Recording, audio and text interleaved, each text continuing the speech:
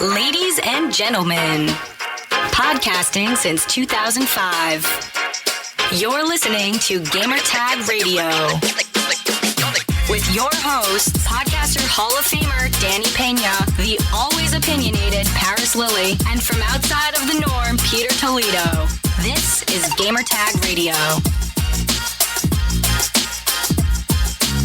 Hey everybody, welcome to LATINX in Games. You belong here. Let's go ahead and start. I'm going to introduce myself. My name is Christina Amaya. I'm the event manager at Unity for the Americas. I'm Joe Torado, and I am the communications and marketing person at System Era. We work on the game Astroneer. Peter Toledo, host and content creator for Gamertag Radio. I'm Alan Wittman, otherwise known as Hot It Online, and I'm a content creator and streamer. My name is Julian Collins. I head up strategic partnerships for Jinx Clothing and professional wrestler. All right, so first let's talk about being Latinx. And what does that mean? So it's actually pretty hard to define. We're very diverse. We come from many different countries. We have a bunch of different backgrounds. And there's a lot more to it than just being able to speak Spanish. Some people don't speak Spanish. Some people grew up in the United States. Some people come from totally different backgrounds and have lived their whole lives in Latin America and are visiting TwitchCon for the first time. So it's not really easy to define us, but I'm really glad that you guys are all here.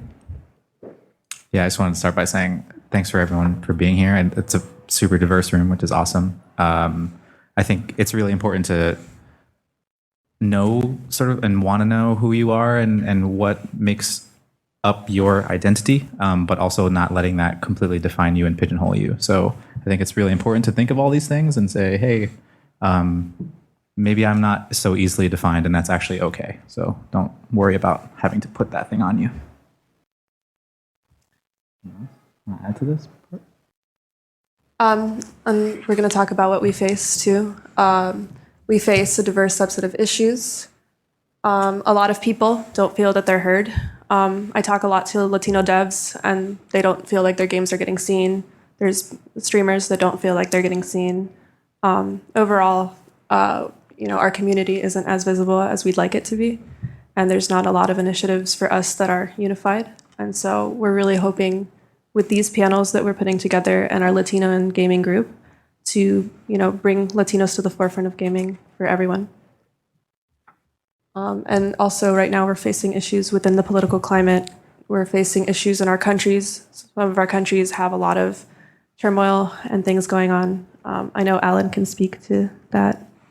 Yeah, so I started creating content in Venezuela in 2011. I started with a YouTube channel, super big limitations.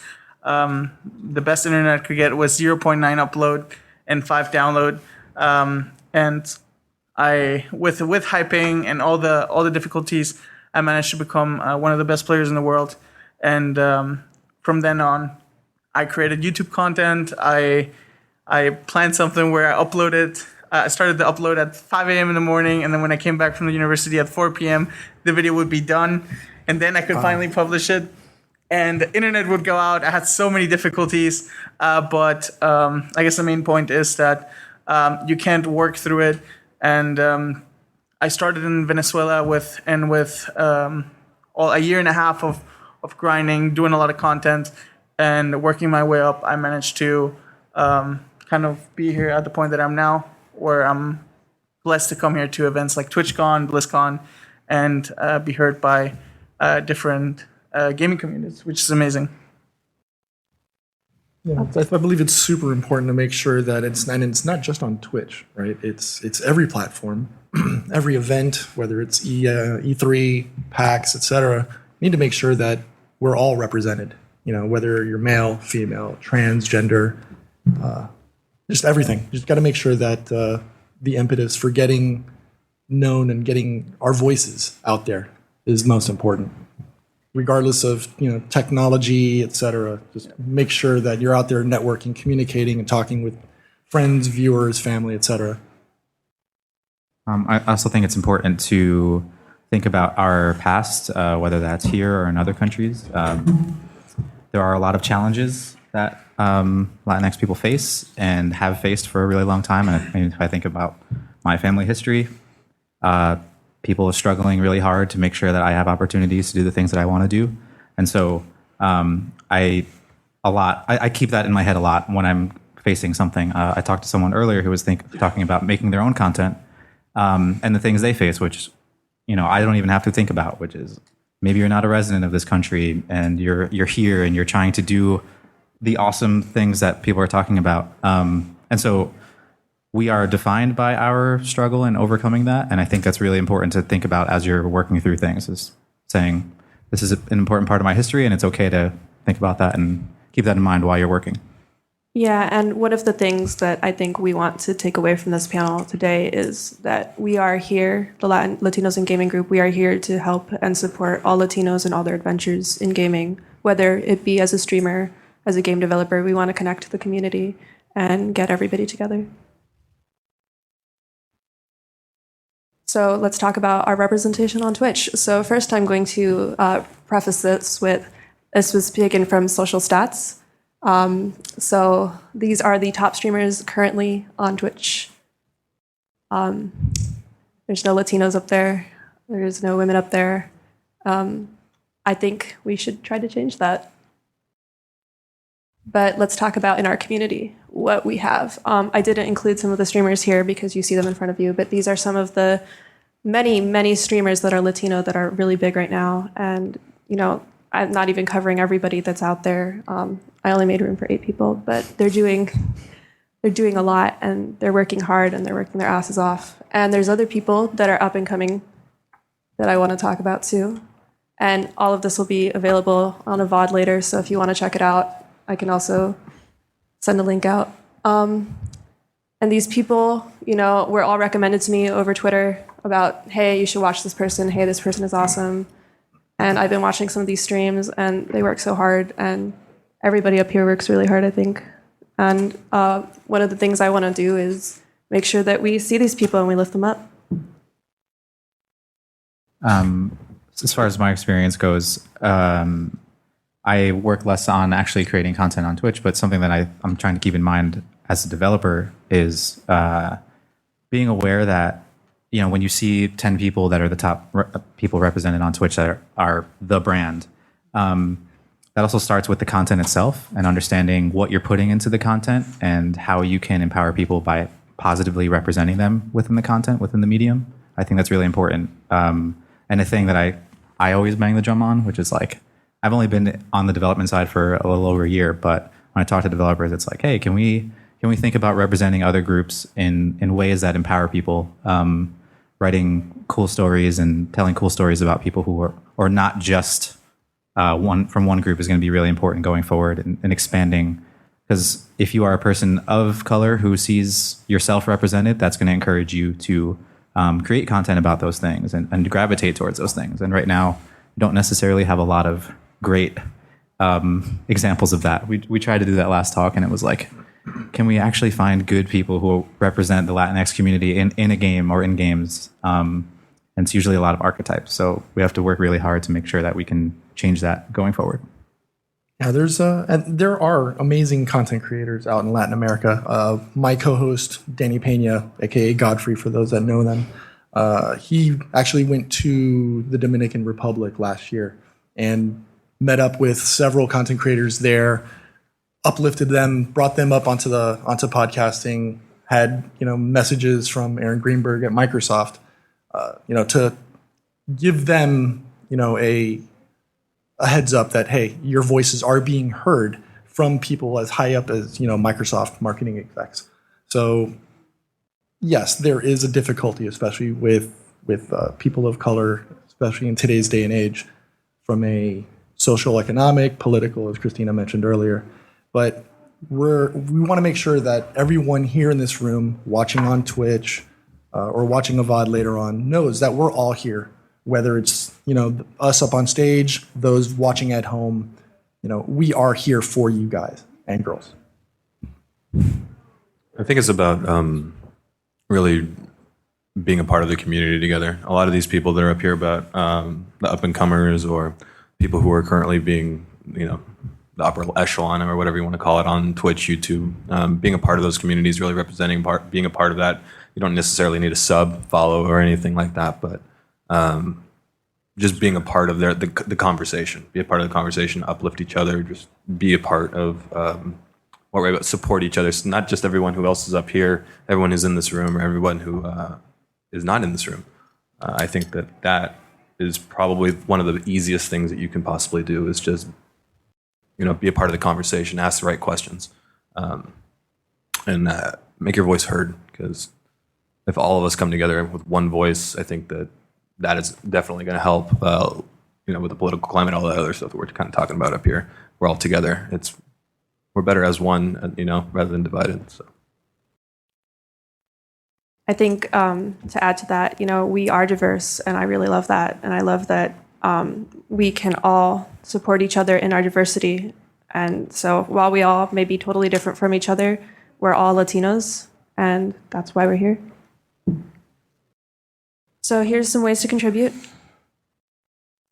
How to help as streamers, featuring Latinx charities, Latinx game developers, working with them, being part of Latinx panels and Hispanic Heritage Month celebrations, reaching out to Latinx dev studios, and open to discussing issues with a wide audience. As devs, having Latinx streamers as part of your streams, giving them codes to the game so they can stream it, really trying your hardest to include them. There's so much that we can do within this ecosystem to help each other. And then Twitch, I think next year would be awesome if they had something for Hispanic Heritage Month and charities. It would be really cool if they did stuff to promote Latinx streamers. So I'm really hoping in the future we see more from them as well. Yeah, you mentioned the development side of things. I think from that perspective, it is really important to get different voices looking at your product, talking about your product. It's very easy to just be attracted by, here's the numbers. Let's talk to the top streamers out there. And there are amazing streamers, like we showed earlier, who have great numbers too. But you're going to think, when it comes to any diverse group of people, when you're letting people try your stuff out or look at your stuff early, they're going to bring up challenges that maybe you are not aware of. And what maybe me as a Latinx person doesn't understand what other people of color are thinking about when they're playing my game. And so I really think it's important as developers to think about bringing those voices into your room, whether that's on your actual teams themselves or when we're talking about streamers and content creators, trying to get a diverse group of people playing your game in order to just make sure that you're including everyone, which is great and awesome, but also that helps you as a developer to just get different voices and different perspectives on stuff. I mentioned earlier my co-host Godfrey. You probably hear it a lot from me. He reached out to a developer that was building out a game in Cuba, which everyone knows is really difficult from a political and a technological perspective. And he was able to get highlights of the game, as well as allow the developer to actively speak about his game, the difficulties it is, and of how to compile code in a country that really locks down everything from a security and a technical perspective. So I know others had shortly after reached out and spoken with him. They found there's developers in every country, regardless of whether you've got a high-end computer or you're just writing it on a basic laptop. There are developers out there, and there's viewers and there's streamers, and I think it's really important that we make sure especially in the Latin communities. I mean, my family's humongous. I'm sure everyone in here, we all have huge families. As long as we can all unite and speak. I mean, we love each other, and I think that's the most important. Unite as one and become one big voice that forces companies like Twitch to acknowledge us, because it is very important. And one thing that I want to say is also if you're an aspiring content creator, if you're a talented, for example, player in a game. And someone, for example, is from South America or Latin America, reach out to them and be part of the community, because I look forward to promoting and helping other people overcome things that I overcame in 2011, 2012, when it was almost mission impossible for me to get something going. So I guess the main takeaway is be part of the communities, become a member, share your story, and then I'm sure a lot of people will try to help you to grow and become a voice. Yeah, echoing what Alan said, I think the big for me up here when I read as streamers is really being open with the discussion and have that discussion, have a collaborative discussion, be able to understand whether you're right, wrong. It doesn't really matter. It's as long as we're making sure the issues are known and that they're out there. And once they're out there in kind of the ether, a lot of people start to think. If it's not right in front of someone, a lot of the time they don't even know that it's happening. And so if we just are able to say, hey, there it is, a lot of them just look at it and go, oh shit, okay. We have a Discord I know that a lot of people are a part of. If you're not, please come on in. There's a lot of people who post a lot of great content, a lot of things that are currently happening, jobs, anything that you guys are kind of looking to do. And then we, as a community with social media, with the internet, are able to then push that out there. And now more eyes are starting to see where we are. And now a lot of these issues start being solved by just saying something. Right, and we continue to grow. And tomorrow we're actually having a brunch, so you're all welcome to come. It's on Facebook. We got to make a reservation though. So. We have a reservation. How many people do we? Hang on. A lot. Hawaii Cafe? Yeah. We're gonna go to the food court, I think. So here's a list of some Latinx devs. I know I'm missing a couple of people.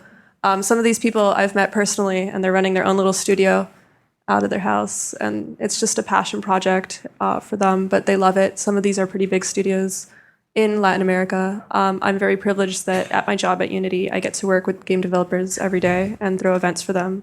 I'm actually going to be in Colombia for the first time in 10 years for a Colombian event, so I'm really excited. I also think it's really cool that a company like Unity and a lot of other brands are doing things like that, where they're saying, hey, we need a specific person to be handling specific areas. And from the business side, it makes sense, but it's also just really cool that they say, hey, this is an opportunity that we want to get in on. And we're going to bring a person who knows that area really well to incorporate. It's awesome to see. And then here are some Latinx charities that you can help support. And as you know, there have been a lot of things happening in Latin America recently, like in Puerto Rico. Unfortunately, the hurricane hit and they're still not fully recovered. So doing things that we can to help them out. I'm going to be working on charitable events for that in the future because got to help them out, right? If you don't see a space, at our last panel, we had a lot of people that were like, I don't know how to get into game development. I don't know how to be a streamer. I don't know how to work in the industry. You just have to make a space for yourself. You can try to network and meet people. You can try to, meet other Latinos. When I first joined the gaming industry 5 years ago, I didn't know any Latinos in the industry at all. All the people I knew were, white men, honestly. And now people see me, and hopefully they can realize that they can do it too, that they can be up here talking, that they can work at Unity, that they can work in gaming. And I get to know more and more Latinos as time goes on, and it's honestly awesome. And no one's going to do this for you. So that's the most important part, is to make sure that if you don't it's the words on the screen are perfect. If no one's going to do it for you, you need to step up. Just hard work and dedication. It's not going to happen overnight, but if all of us take that next step and speak up and make sure that our voices are heard, anything is possible. I got told once in college by my professor that an overnight success is 10 years in the making. And that really kind of stuck with me for a long time. And I think that, we've been really, a lot of these people on the panel, a lot of you out there are really making it known for a lot of us. And we're just going to keep going. To me, there's no back. I don't have a reverse button. I'm always moving forward, and I think that is one of the best things that we can do. Is if there's a hurdle, we jump over it and we keep going. No one's going to keep us down or me down. I don't know about you guys. So, I won't speak for you, but I'll speak for me. And I look at the turnout here, and oh my gosh, This is awesome. holy crap, this is awesome, and thank you, honestly. Yeah, thanks guys for coming. Yeah, one quick thing that I want to also add is, like Julian said, there's no going back. You want to keep being proactive, look for opportunities. For example, last year I sponsored a Venezuelan CS:GO team that they wanted to play in the league, and they didn't have enough money to participate. And it was a small contribution, but with that small contribution in a country like Venezuela, they were able to go to travel, they were able to compete, and everything starts from a small point, like initiatives, and keep trying to help the communities out. They're seeds. It's a plant, right? It's like Redwood doesn't start, And don't be afraid to like reach out to people. Like if you see a streamer and you like what they're doing, reach out to them and ask for some advice, ask for tips. Like a lot of people's DMs are open. Like you can totally ask for things and ask for help. Like we're all in this together, right? So let's help each other out. Especially if you put the work in and other streamers will see it, like they will give it all to help you succeed as well. You're the only person that's going to motivate you. Yeah. Yep. Like I say that to myself. It's going to sound weird in the shower a lot, where I'm just like sitting there in a hot shower, and I'm just like, You're right. You know what? You just got to get out there, man, and start, grinding harder, fat. Like we're in a world now where we will not stop working. Yeah. And as interesting and as some people might say that sucks, but I look at it and I'm like, that's awesome, because now we can go out there, we can make these things, whatever you want to do, you can do it. You can keep doing it. You can live your passion. It isn't what it used to be. I think also, I mentioned this earlier, but the perspective of, I'm sure there's a lot of people in this room who can think about their own lives and their own families. And, my grandma worked in like a box factory for years, and it wasn't a very glorious job, but she did what she had to do. And I'm sure everyone here has a very similar story to that.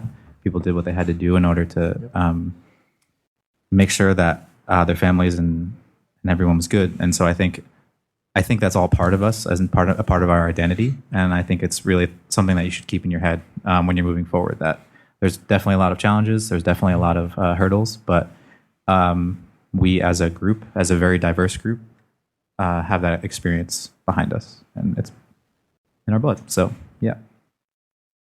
And to finish off, we do have a Discord. We have a Twitter, Latinos in Gaming. We have a Facebook group. All of us are on there. We're all available. We are having a brunch tomorrow, not at a food court. I was really looking forward to the Cinnabon. So come out, and we should all take a picture afterwards together, because it's really cool to see you guys out here. I'm going to open it up for comments, stories, questions, and if you guys have anything else you want to say, feel free. I'm curious as to, just when people are asking questions and stuff, I'm very curious as to hearing other people's, what they're struggling with. Someone came up to me earlier, he's here actually, and brought up something that was like, super. I just hadn't thought about it before, and I don't want to blow up your spot, but yeah, your perspective was, I'm a small person, and then people don't care about my voice, and people aren't necessarily, I'm not getting heard, and then, but you had like this super unique perspective about, being a person who lives in this country, and maybe you're not here, and you don't have papers and stuff, and that perspective, although you didn't think much of it, I think was really good for me to hear, just thinking about another person's struggle and what they're going through. And so, no matter how small you think your voice is, us being all in this room and hearing each other's things that they're going through is going to be really important for everyone to sort of come together and say, oh, you have experience dealing with this thing. Great. I have that problem too. Let's talk about this thing afterwards. So don't be afraid to share, good or bad. Yeah. And continue the conversation after the panel, right? Yeah, that's why we're here. That's why we're here. We want to be able to help other people. And I think all of us together can be a really good force. So, yeah. Please, if you have any comments or stories about things you... Yeah, I think you can go up to the mic. The mics are right here. Yeah. Yeah. Also, we have cool I like pins. the raising hands, though. That was cool. Yeah. Like right here. Yeah. We also have really cool pins and stickers there on the front here. You should grab some. Please grab pins and stickers for you, friends, family, mom. Joe did a fantastic design on a lot of this stuff. They're It pretty is sick. Yeah, thanks, Joe. amazing. Thank you very much. Yeah, no problem. We should just pass them around or something, so that way no one has to like walk around. But yeah. We'll do it at the end. Yeah. Go ahead. Hi, my name is Paulina. I'm from Puerto Rico, and my Twitch username is Polly. Right now, my biggest struggle is language. I speak both English and Spanish fluently, but I'm not sure if I should go the Spanish route, if I should go the English route, if I should do the bilingual route. Like, sometimes I do both, and I'm like, this is working for me, or sometimes Spanish is working for me. So I'm kind of like stuck in what should I focus on, and what do you guys think right now is like, should I just stay with like, I'm Latina, I should speak Spanish, I should just like keep in that community, or should I just branch out and speak more English and try to be like known by more American companies instead of just Latin or Hispanic companies? Alan, do you want to take this? Yeah, I want to say something. I mainly stream in English, but I also do community days where I stream in other languages. Like I'm half German, half Venezuelan, so I do Spanish and German days. I would say like depends on what your community currently is at.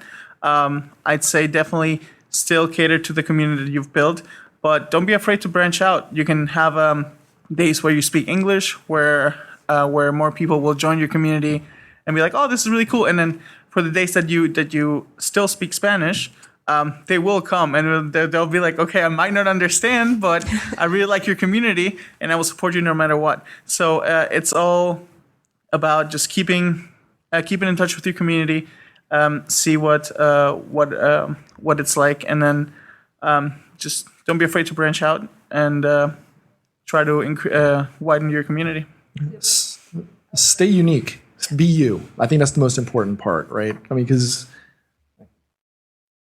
the content is the most important thing on whether it's Twitch or every other platform. And you, as yourself, is the most important part to that, because we can find 20 other people that are doing the exact same thing. But as long as you feel confident and you're comfortable doing it, and it's you, 100% you, just continue doing that. I think that would be my opinion and recommendation.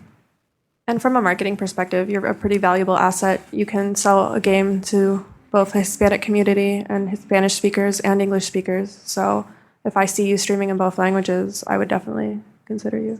Anyway. Thank you so much. Yeah. Thank you. Thank you. Thank you. Hey guys, my name is Johnny.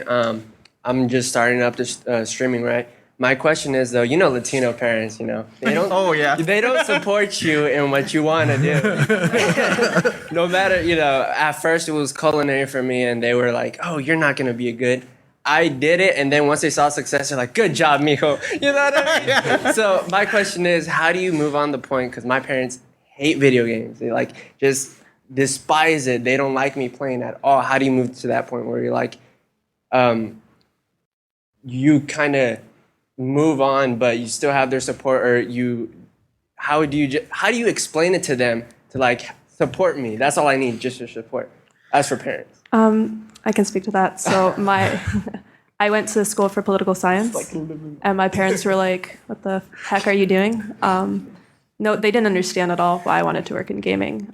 They didn't get it, and they were not supportive. They were not supportive of me moving to try to get into gaming. They weren't supportive of me trying to constantly be part of it. They love me and they support me in other ways, but they thought it was a bad move for my career. But now, it took time. It takes time with parents, dude. They even came to the Twitch office when I worked there, and they were just so impressed at they couldn't believe how big this industry is. And they're a little bit older, different generations. So for sure, just keep going at it. Keep if it's really what you want to do, you're going to show them, and you're going to do good. So keep at it. thank you very much. Hey, dude, the results don't lie, man. Something that I wanted to add also on that, like I said, I grew in South America. I started doing content in South America and Venezuela, and oh boy, my friends' parents, my parents, they knew what gaming was about since I would game since I was little. But when I started taking seriously, I started building my community, and it started getting more serious. They questioned it a lot, and they wanted me to do the traditional route, which is finish school, do like a normal 9-to-5 job. And I still stayed in school. I but I decided to leave on the last year of university because I had a huge opportunity to pursue like that was like I had like about 50,000 subscribers and I had an opportunity to go to the US to collaborate with other YouTubers. So what I say, like I guess the point is keep trying to working hard along as a streamer. Keep doing what you were doing previously. Try to show them that you're passionate, and once you start showing success, they will start believing. They will start believing. It's like that. takes time. Now my mom. She called me half a year ago Hodded, which is my in-game name. And when I heard that, I was like, "Oh God, I guess it happened." And now they're super proud. It's just the point of showing them that you can do it, and we believe in you. Yeah, I do have a story for you. I'm sorry, everybody else, but Please. you know, I've been in gaming, 13 years, and when I was 15, I started playing Battlefield 2. And I got really good, and I was like, "Oh shit, okay, I can like do something here." This is before I was like 2005, so this is like, before money was involved. And my mom kept coming in and telling me that I'm never gonna. My dad and my mom always told me that this isn't gonna be. You're not gonna make money playing games. And now you see people like Ninja, you see all these other guys who are just like blowing out a lot Hodded. Holy God! And I believed it. I honestly believed them because a lot of the time, my like you believe your parents, man. They think they definitely do have your best interest. They do have it. What they believe to be your best interest. And I did take that 9-to-5 job, and I moved. I did it, and finally I was just like, you know what, this ain't me. And I did a 9-to-5 job, worked my butt off volunteering, and 100-hour weeks of just constant grinding until I made it. And then my mom actually said, she's like, "Well, I didn't know you could do it until she saw a picture of me with Rick Fox." And she was like, "Oh," I was like, "You know who that is, right?" And she's like, "Yeah, I used to watch him when you were a kid." And I was like, "Yeah, this is what I do now." And she's like, "Okay." I was like, and so now she's like all about it. She's like, "Okay, great. You're going off to TwitchCon." I told her about this panel, and she was like, "Oh, this is great." So it's like, they can't dispute the results that you're able to push out, and if you keep going, like you'll get the results that you want. It might take a little bit extra time, but man, like just keep doing the right thing, keep working on you. It's your life. You deserve to be happy. Yeah, they're looking after the best interests of you, and once you show them that, hey, this is something I'm working on, they'll start supporting you. Yeah, very similar story to what Julian said. My dad used to hate the fact that I spent so much time playing video games as a kid. Called it the idiot box and everything else in between.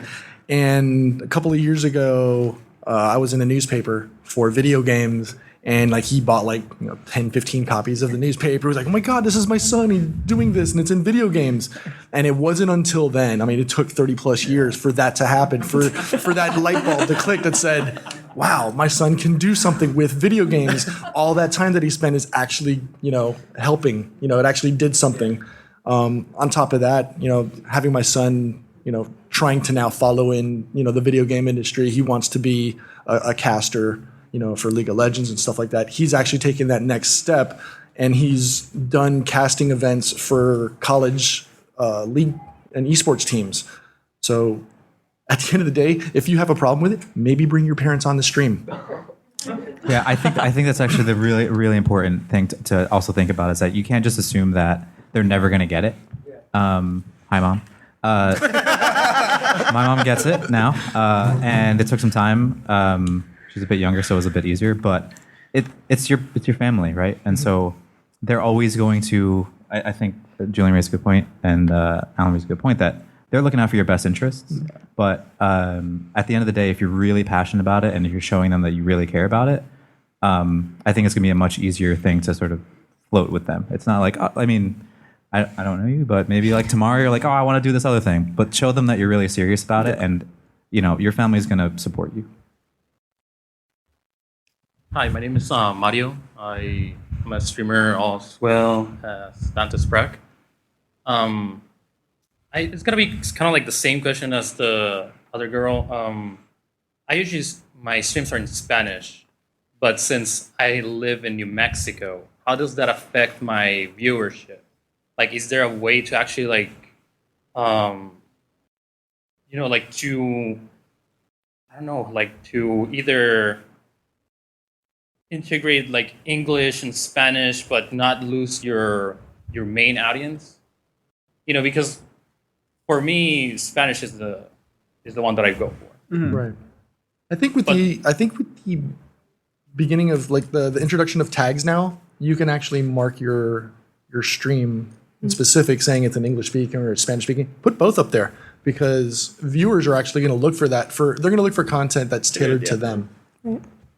Definitely, and I actually get like a couple of English speaker viewers, and they stay for the stream because they either understand a little bit, and they even tell me like, hey, I'm trying to learn in Spanish, and I'm like, okay, awesome, I speak English and Spanish, you can stay, of course, So, but like my question is like, do you guys recommend to just like integrate both, or just like stay with one? I would recommend integrating both. Yeah. Agreed. It just widens your audience. It's like a much bigger demographic, and as long as you stay true to your community and stay true to who you are, then I don't see a problem with going with English and Spanish route. Like you can integrate English maybe once or twice a week, and then keep Spanish as your main thing. And then depending on how your community grows or how you shape it, then you can just adjust. And I think it's a good move to do that. And be sure to communicate it, like on your Yeah. pages and stuff. Like, hey, my English streams are going to be on Thursdays or something. Like, have all that information out there, tweet it. Make sure your community is aware of what you're doing, and they'll get it. Looking up your analytics too. Your analytics on the back end on Twitch there's a lot of numbers and resources there that you can really dive into. Right. Where are your viewers at? I think that in itself is something that you can look at and be like, okay, this makes a lot of sense for me. But like I think Hada hit it on the head. Like if you're looking as a career, your best bet is to be diverse. Is to if you can either hone in on one specific thing. I'm a firm believer in giving 100% into the things that you are really, really good at. Why focus on things that you're not that good at, and you're just kind of like not necessarily wasting time, but all that energy put into something that you're really, really good at and you're really, really passionate about is better for you, in my opinion. But this is the man, as I like to call him. I also think it's important to think about your Latinx side as an asset. I think a lot of people fall into the trap of saying, "Oh, well, this is a handicap for me, or this is something that prevents me from doing things." Christina touched on it a little bit earlier, but it is totally an asset. From the business side, as a developer, right? I am looking for a diverse group of people that are going to spread the word about a game that I'm working on, and so starting to think about it from that perspective, you can say, hey, I'm going to look at my analytics, and maybe I'll run a stream that's a little bit early or a little bit later for me because my Latinx audience is actually in another time zone or something. So look at it as an asset in all aspects, not just in streaming, but everywhere, because I think that's really important. All right. Thanks for the question. All right. So my question is, both my parents are Mexican. However, I don't know Spanish. And so I get a lot of grief from the Latin community saying I'm not Latino enough to be a part of it. I don't know if you guys have the same problems, but how do I approach that situation? Because I'm proud of my Mexican heritage. I just don't know Spanish. Yeah. A lot of people, when they moved to the United States, did not teach their children Spanish because they didn't want them to have accents, because they were treated unfairly. Like my grandparents, when they moved here, they wouldn't serve them food at counters. They weren't allowed to eat at certain restaurants because they sounded very Hispanic. So they didn't, keep up with Spanish. So it's okay, It's totally fine that you don't know Spanish. And if you want to learn, people are more than happy to help you learn. People are more than happy to correct you when you say things wrong. Like one of my old coworkers is here, and I would write her emails, and she'd be like, "You said that wrong." So it's be okay with and be willing to learn and improve yourself. And you don't have to learn it if you don't want to either. It's hard being in the U.S. and speaking Spanish. Like I have definitely had people recently like side eye me when I'm talking in it, and it's just a different climate right now. I'm in the same boat. I think Julian is too, where I I know some Spanish. I can understand when people speak to me in Spanish because my whole family spoke around me, but I don't actually speak fluent Spanish, and that's okay. I think it's important to really you can identify however you want, and you can sort of brand yourself however you want, and not necessarily have to value that. I think it's cool. Obviously, it's a part of our culture, but as we progress, we can that idea of being Latinx as being one thing that needs to like shift and move. Yeah. Do you feel Mexican? Yes. That's all that matters. That's all that matters. It doesn't matter what people tell you, whether it's on social media or in your chat, etc. You are you, right? And we are here to support you. And I would say just ignore the naysayers. Mm-hmm. Yeah, be proud of who you are. Be proud of Exactly. your heritage, and doesn't matter what they say. Honestly, it's whatever you think and you believe in. Dude, it's your life, man. Yeah, man. You know, Be like, proud of who you are. yeah. I am half. I'm a quarter Mexican. I'm a quarter Native American, and I grew up in a very, very, very Hispanic town, San Juan Capistrano in California. It's home of like one of the missions, and so I grew up in this very, very small Latino community. And when I was younger, I was a lot less tan than what I am now. And I used to get, and my mom's white, and she would pick me up, and so I would get ridiculed and be told the same thing. And it hurt when I was younger, and then as I grew and became more of who I am today, I learned to say, doesn't matter. Like, doesn't matter. Because, like, they can't gatekeep you. One of my favorite subreddits is gatekeeping because it's so funny to me. And, like, the fact that people can do that is so ridiculous to me. And don't let them do that. Don't let them gatekeep you from, like, enjoying your culture and loving who you are and who you are. That's not fair. You know it. So, keep doing you, dude. Hi, everyone. My name is Claudia. This is my first TwitchCon. I got pretty excited. Came with my husband. He's a streamer, so I didn't even know what was Twitch. He started to teach me and all that stuff. But now I wanted to do my own streams. The thing is that because I'm Mexican, I moved here 3 years ago. I have no knowledge of English language. I just went straight to college and I started taking my classes in English. My professors, they were Hispanic, so they were teaching me and all that stuff. So far, that's all I know. Yeah. But I still struggle with some words, and it's gonna be mostly my accent. I'm also a front desk for a hotel, so I talk to a lot of people, and I need to talk a lot. But there's a lot of people that don't understand what I say sometimes, or they make fun of it, and even from classmates, family, my husband's family, like a lot of people makes fun of my accent. And all their streamers, I have been in other streams with some friends, and they make fun of my accent. So that kind of like stops me from starting my own streams because I'm afraid that they are going to make fun of it.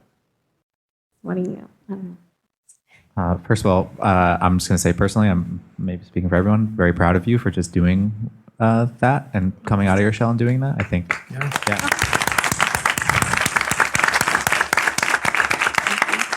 Taking that step is super huge, and you're going to hear a lot of that, I think, anywhere you go. But just keeping it in the back of your head that like what you're doing is difficult, and that's okay. And embracing that, I think, is going to be really important for you. And especially because it was last weekend before coming here at a hotel, a lady, I don't want to offend anybody, but she was a Trump supporter.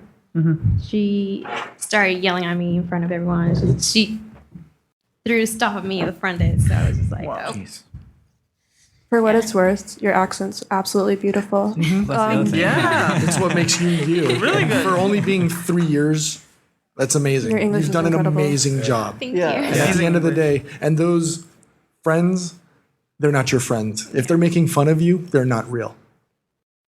Do what makes you happy. People are always going to hate, and you just have to strive your hardest to be happy, right? And I think that you should stream. And Twitch chat is terrifying sometimes. So Yeah.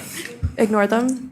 You can ban people. You can add some banned words. You can add things that's like your accent's dumb and ban that. There's a lot of security settings that you can do that will make sure that your stream is safe. I know there's a lot of female streamers that need to have a lot of security on their stuff. So there's definitely guides on how to do it. And you can also reach out to streamers and ask for advice as well. The beautiful thing about Twitch is that you create your own community, right? So in the end, those little people that speak negative things will just become like a insignificant voice. So just you're doing an amazing job. Your accent is great, and just enjoy it. Enjoy creating your community. Do it for fun, and we're here to support you. Yeah. Thank you. They hate us because they ain't us. You know what I'm saying? Thank you. Thank you. Thank you. Hi, my name is Sebastian. You mentioned that LATINX is an asset. With that being said, my question is, how should an upcoming streamer or any streamer in general go about approaching developers to maybe do interviews or review games? How should one go about reaching out to other streamers and asking for help or collaborations? I think it's definitely starts small. You're not just gonna like call up Rockstar tomorrow and say, "Hey, give me a game." But at the same, maybe, and you should shoot for the stars. You could try, yeah. So you can try. You should always try. But I do think that, much like some of the other stuff we talked about, having that track record of working with, there's tons of developers that we showed up there that need exposure, that want exposure, and they want people to play their game. And so I think starting there, if you're an upcoming streamer, there's going to be a plethora of people that maybe they don't care about the numbers that you have. Maybe you can simultaneously help each other grow by saying, hey, I have a few people that are into this thing, and it's a very specific thing. But starting there is really good because you're going to learn a lot about how to interact with those people, but you're also going to learn about what you bring to the table. I think that's when I think about myself, I started on the press side, and then I moved over to game development, just bringing my experience from there. And you always have to think about what you bring, what benefit you bring. And it might not be 100,000 people watching every stream, but there are definitely other things that you bring to the table. So talk about, hey, I speak a different language, and here's the ways that I can help you. So I think you kind of have to start there and think about what you can put out there that is valuable. And yeah, making that really known to people, and reach out to everyone. There's so many developers who are making games right now. So and know how to market yourself. I'm this. These are my viewers. These are when I stream. I'm a consistent streamer. Reach out before a game launches, not like the day of, because they're not going to give you a code. Yeah, there's a lot of things you can do to prep. Yeah, one thing that I want to say also is I started as a World of Warcraft content creator, and seeing a big company like Blizzard, for example, they support content creators that might not have, like, especially from in the Latin America region, they do try to like give them as much exposure as they can. And even though they might not have like hundreds of thousands of followers, they do see people that are putting quality content out, and they will help them out. So I want to assume that most companies that also want to reach the Latin American region will take notice in your content, no matter if you have like 1,000 followers, 500 followers. They will see, wow, this guy is making amazing content. He looks like to be a great member of the community. Let's help him out. And as long as you put in effort, grind, keep putting quality content, you will be noticed. Yeah. Content is key, but so is consistency. Yeah. Maintain your personality, maintain respect. It's probably the most important. There's many ways to critique or review a game. You can say it's bad, but say why it's bad. And you can say it in a way that still shows that you're fair and just. You just don't like, certain components of the game. And I think you'll do phenomenal. I have a mentor here from the gaming industry, and I'm going to shout you out. He's been there for us. over at Gamertag Radio for years, and he's always supported us, and we've always supported him in general, and right back. And so, building those relationships, it could start small. Like he said, target indie games because they need the exposure. They want they're itching. They want that exposure. So target them and then use that as your base to continue to grow and say, look, I've been doing reviews for all of these independent developers. Shoot for the stars. Reach out to Rockstars. Reach out to the EAs and Activision and Blizzard because they want that exposure as well. But build up that consistency. Build up that track record of great reviews, whether you like the game or not. It's that consistency that you need to build up. 100%. The other thing, everything that they're touching is phenomenal. I work with a lot of influencers and a lot of people, whether it's like Blizzard or Minecraft or whoever it may be. One of my biggest pet peeves is when I get reached out to, and that's when it stops. One email doesn't work. Like, follow up. Set yourself up for success by being better at the things that everyone else is neglecting. There's a big proponent there where if you're reaching out to someone and we're talking a lot about games, but let's say you get in, you want sponsorships, you want peripherals or something like that. One email to a contact at whatever is one email to that isn't exactly gonna move in the right direction. But an email there with another follow-up and another follow-up and a follow on Twitter and a persistent piece and going to an event. Hi, I'm this person. Hey, networking. Yeah. Networking is I am a firm believer in networking is your greatest asset. Yeah. That was another thing that my professor told me in college was be better at networking because your network is the reason why you're going to be successful. As it was in film too. So in film, it's always like, oh, it's all who you know. That's life. It's all about who you know and who you want to be around. So just keep going, man. Like I said, there's no reverse button. Just persistence, and constant being like Peter said. Just keep going. And I think that's probably one of the best ways that you can become a bigger streamer or develop your community a little bit more. Guys. Thank you. Thanks. Thank you. Hello, my name's Joseph. I'm an alcoholic. Anyways. Welcome, Joseph. Hey, Joseph. What's up, brother? How you doing? Welcome to the 12 Steps.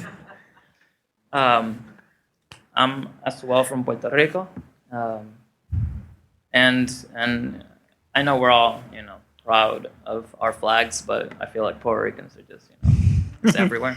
Anyways, but is it a bad thing to bring it to your Twitch stream? Like, I feel like putting it up, it's like people see it and they're like, nope, and then they just leave because you might. Is that somebody you want anyways at your stream? That's true. If they're offended by a flag, a Puerto Rican flag. Are you ashamed of your heritage? Yeah. I'm not, obviously. Yeah. So it shouldn't matter. Yeah. I have my little. Yeah. Do it. I think first and foremost, you need to figure out your identity and be okay with that. Because the other part is you could fall into this other trap where you say, oh, I'm going to hide that stuff and I'm going to do things that are not necessarily what I'm passionate about or what I care about. And that's almost worse, right? Because even if you see some modicum of success there, you're doing stuff that you don't care about or things that don't necessarily make you happy. And I would consider that a worse fate than losing some people because they're not okay with what you care about and what you're passionate about. So I would say just go for it. Yeah, you don't want people in the community that don't want to support you, don't share your interests, that are negative.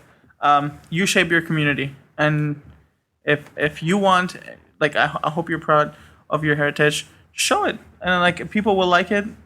You'll build your community around that, and in the long run, that will be a positive way to look at things. Yeah, it's shaped you throughout life, and it should shape you in your community as well. So embrace it. I mean, there's a lot of other industries that use that to their advantage too, right? Like, I mean, it's something as silly as like, if I'm rolling through and I'm looking for some food and I see a Puerto Rican flag, I know what's up. I know that I'm going to be good. So look at it from the other perspective that like putting that flag up there means that people are going to see what you're about, and that's a thing that they really care about, and they're going to gravitate towards that. And also, don't think just about the negative. Like, if I saw you and I saw the Puerto Rican flag, I'd be like, that's cool. You know, I'd come into your stream and talk to you about it. There's those people, you want those people in your community, right? So put it up. Cool. Thank you. Thank you. God, now I'm hungry. Anyway, hi. So part of it was also like going to be a comment and then a question. One of the comments was going to be in the direction of like insofar as the language and insofar as like which language to use, and also the self-consciousness that can come if you don't speak Spanish, and how that in a way is also part of the Latinx experience depending on where you come from and what situation you're in. So like if people are worried about that making them feel like not enough, that's kind of part of it. It's just a different part of it than some other people experience. As well, I find like now I'm learning more Spanish, so in communities where I realize that it's kind of a bilingual community, I actually find like I'm drawn to those places because I can learn more, and it becomes a thing where like if code switching is a thing that can be done, that's useful. So yeah, those were my kind of comments in those directions. I was wondering also in the direction of like if there are any tools that either exist or people would think about maybe like wanting to exist that could also help us connect more as a community. I'm like starting to kind of do the whole reaching out thing, the tag system. I did look and I was like, wait, we don't have a tag, stuff like that. So I was just kind of wondering about input for that. Insofar as language, I don't know if you can put two languages at the same time. I know that you can't set chat to only do two languages for the filtering, but yeah. Change it to bilingual. Something. Yeah, exactly. Close. There you go. Close. Yeah, English. Exactly. We're coming up with solutions here. This is a great thing. Here's a recommendations for Twitch. Yeah. Oh yeah. I guess the whole like I said before, what would you like to do with your community? Do you want to have it a Spanish Spanish speaking community? Would you like to have it a little bit more broader? You can always start with like what's comfortable with you, and then like after you start, you can do little changes, like as long as you're comfortable with your community, and then keep going from there. It doesn't have to be like at once. You can just show that you're proud, show your start as a talking point, like Spanish speaking, and then slowly and then slowly do changes here and there, like just to like once you find your identity within gaming. Thank you. Thank you. Hi, I'm Kate. So this is actually my second LATINX and gaming panel that I've attended. I attended it. The one at PAX West. Yeah. And it was amazing. Welcome back. So like just like as a comment, they definitely mean it when they say reach out, and there's a community there that's formed. Like I've benefited greatly from like seeing people that I can talk to and reach out to and understand my experiences. But on the question side, and something I've been thinking about a lot is. So I stream, but also run a website. And when we look at like branding and reaching out to sponsors, I'm the one that does all that. But because I'm the one that does all that, because of my name, because of my face, a lot of the times there are assumptions made about whether or not I've been reached out to about specifically speaking Spanish, where people say, well, I don't speak it. And then I've also had the one thing that's kind of in the back of my mind, because I speak a lot on Latinx issues, and I try to really spotlight stuff, is pigeonholing and like wondering if a brand may see me as like not really accessible because, well, what if I critique their game because their game has a really bad representation of a Latino in it or something like that. Like internally, I feel like there's like a balance that I'm trying to strike while maintaining an audience, being accessible, but yet still being able to speak for like my community and others, and like putting spotlights on what we're doing without losing the ability to grow in that sense. Right. So I was wondering if you had any recommendations on that.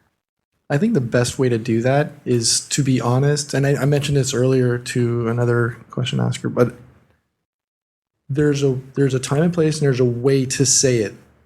Be professional. I can tell you your game sucks, or I can cite examples as to why it was done poorly, and maybe add recommendations as how they could have corrected it. Right? Provide insight, but at the end of the day, it's how you say it. And that goes a long way in all facets of life. It's not what you say; it's how you say it.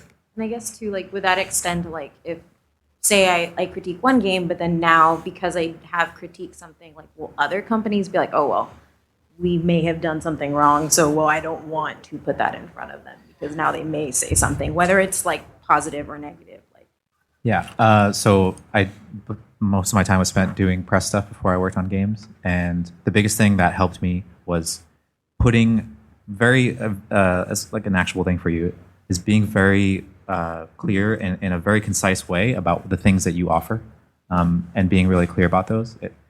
As a developer, I go through tons of emails of people just being like, I want a thing, I want the code, but like I don't know anything about you, I don't know anything about your community, I don't know anything about your experience, and so it's almost like a little resume. Like when you're reaching out, you want to present it in a really clear and concise way, so that way, as a person who's reading dozens, maybe hundreds of those a week, here's what they offer, here's what they don't offer. Just being really clear about that is like a really easy way to help me as a person and other people get through that information. And being really honest about that's okay. Like the more information I have, the better decision I can make when I'm trying to figure out who I want to work with, how we're going to do this activation and stuff like that. Just be really clear about it. Make a little deck for yourself.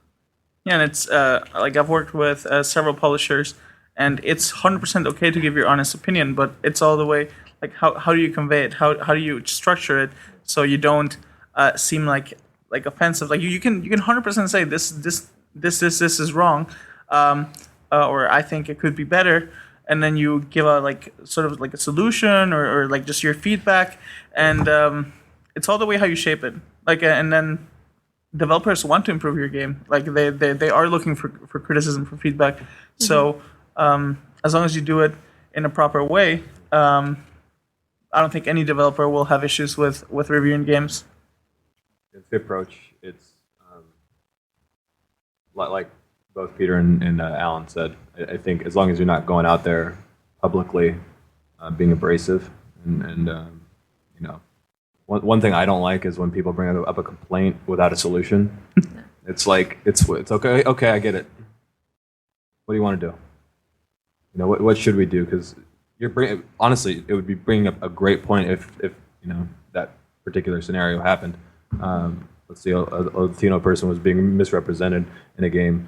I think it's almost like our duty and our job to kind of bring that up, because if it just sits there, I mean. If you stab yourself in the arm and it starts bleeding and you're just sitting there and you're like, well, it might fix itself. No, it's not going to happen. So it's all about being yourself, but remaining true to yourself without burning a bridge. I mean, that's the last thing you want to do, especially in such a small knit community like gaming. Mm-hmm. Thank you. Also, don't be afraid to criticize games. It's fine. Yeah. Yes. Yeah. If developers are really mad that you criticize their thing, that's more them problem than a you problem. Exactly. Let me get that T-shirt though. Yeah. I want that T-shirt too. I don't have it. Well, thank you guys for coming. We're all out of time. Please get some pins, stickers up in the front if you didn't get one earlier. Ask me for brunch details. I have to look that up on my phone. It's tomorrow at 11:30. And yeah, we should take a picture together. Yes, that'd be awesome. Yeah. You guys like selfies? Yeah. We can't take a. Yeah, me too. Come on. So yeah, thanks guys. Thanks very much. Thank you so much for coming.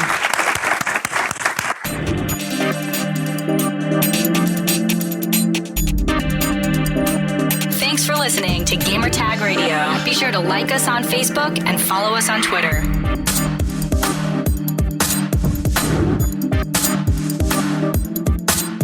Thank you for listening to Gamertag Radio. If you'd like to donate and help us out for future events and more coverage and also better audio equipment, head over to donate.gamertagradio.com. That's donate.gamertagradio.com. Thank you.